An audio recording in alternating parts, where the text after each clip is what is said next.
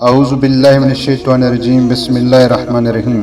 السلام علیکم ورحمۃ اللہ وبرکاتہ۔ بھائیو، اگر آپ چاہتے ہو کہ آپ کو اللہ کی محبت نصیب ہو،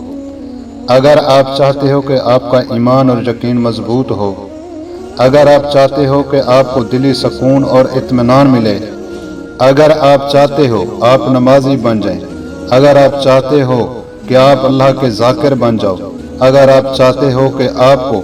تلاوت قرآن کی توفیق ملے، اگر آپ چاہتے ہو آپ کو گناہوں کی معافی اور درجات کی بلندی ملے، اگر آپ چاہتے ہو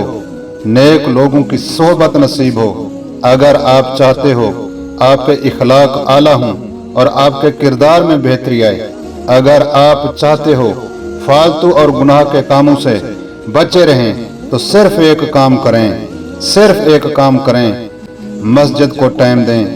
مسجد میں وقت گزاریں۔ حدیث پاک کا مفہوم ہے، قیامت کے دن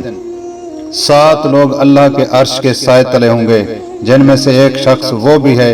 جس کا دل ہر وقت مسجد میں اٹکا رہے۔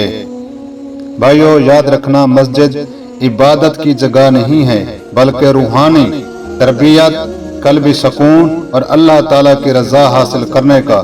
بہترین ذریعہ ہے۔ اگر میری یہ ویڈیو آپ کو اچھی لگی ہو، میرے چینل فیتھ وائبز کو سبسکرائب ضرور کرنا۔